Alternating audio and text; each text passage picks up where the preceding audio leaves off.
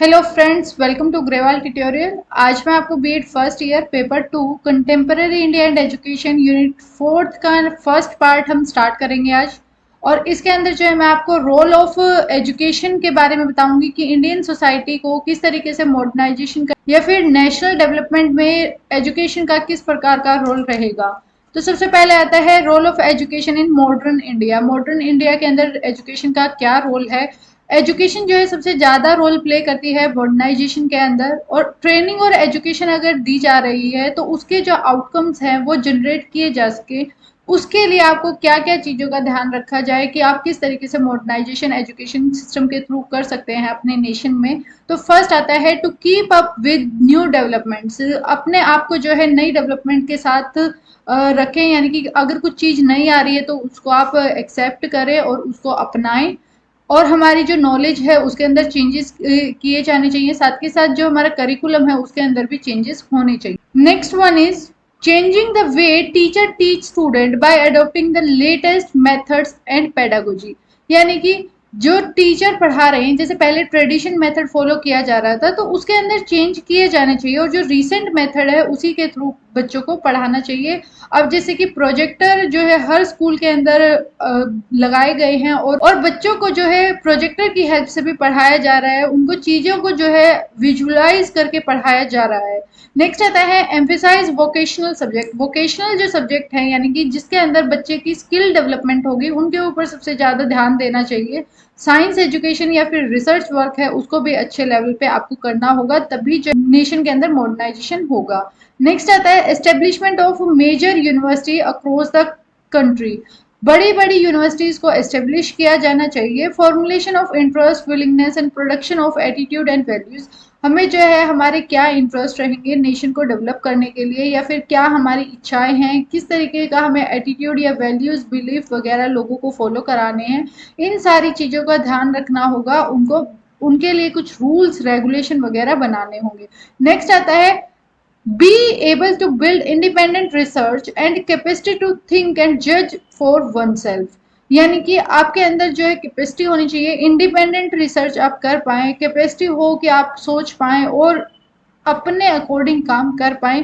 तभी जो है हमारा नेशन जो है वो मॉडर्नाइजेशन की तरफ बढ़ेगा। यानी कि एजुकेशन का मेन रोल ही है कि हमारी सोसाइटी को मॉडर्नाइजेशन की तरफ लेकर जाना। नेक्स्ट आता है हमारा role of education in synthesising culture and scientific value. यहाँ पर सिंथेसाइजिंग का मतलब ये होता है कि हम कंबाइन कर देते हैं कुछ हमारे कंपोनेंट्स हैं, एलिमेंट्स हैं, और उसको एक हम होल यानी कि एक पूरी पिक्चर देने की कोशिश करते हैं। इसके अंदर क्या होता है, according to the education commission of India we believe that India should strive to bring science and the values of the spirit together. यानी कि यहाँ पर इंडियन अगर हम देखें कि लोग क्या बिलीव करें कि साइंस जो है और जो भी हमारी वैल्यूज हैं उन दोनों चीज़ों को इकट्ठा लेकर आना चाहिए। यानी कि हमारी जो साइंस है और हमारी जो वैल्यूज हैं, स्पिरिट हम जो फॉलो कर रहे हैं या हमारी हारमोनी है, इन सबको जो है जोड़ देना चाहिए।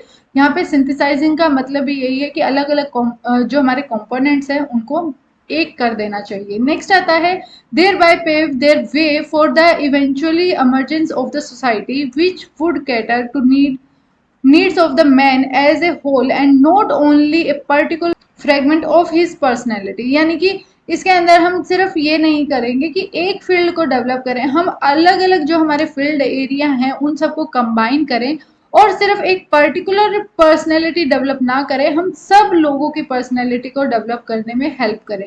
तभी जो है हमारा मॉडर्नाइजेशन सिस्टम अप्लाई होगा। नेक्स्ट आता है from this statement we can gather that what we want from education is for scientific outlook must become a part of how we live and our culture.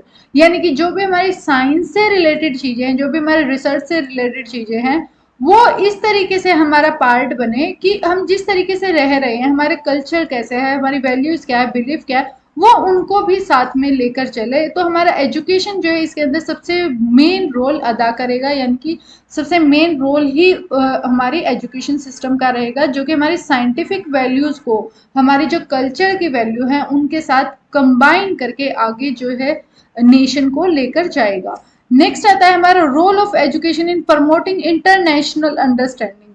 जब भी हम education की बात करते हैं तो एजुकेशन के बगैर आप जो है दूसरे देश की बारे में भी आप नहीं जान सकते। अगर आप इलिटरेट हैं तो आप दूसरे नेशन के बारे में कुछ नॉलेज नहीं ले पाएंगे। तो एजुकेशन ही हमारा मेन सोर्स है जो कि हेल्प करता है हमें इंटरनेशनल लेवल पर अंडरस्टैंडिंग हमें प्रोवाइड कराता है। Education would enable us to highlighting the contribution made by different countries to advancement of humanities.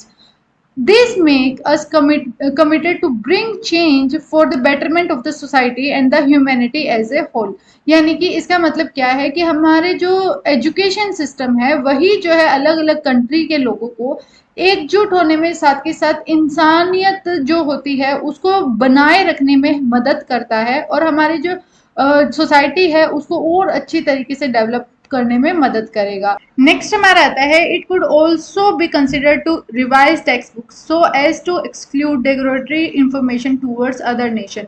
यानी कि अगर आप दूसरे नेशन के बारे में कुछ बुरा बता रहे हैं या फिर कुछ गलत इंफॉर्मेशन दे रहे हैं तो आपको अपनी टेक्स्ट बुक वगैरह को भी रिवाइज करना होगा, जिससे कि अगर कोई टेक्स्ट बुक के अंदर किसी भी नेशन के खिलाफ कुछ लिखा हुआ है तो उसको आप रिवाइज करें, जिससे जो है हमें इंटरनेशनल अंडरस्टैंडिंग में मदद मिलेगी। हम अगर राइट चीज़ें बच्चों को पढ़ाएंगे तो वो उसकी राइट नॉलेज भी गेन कर पाएंगे।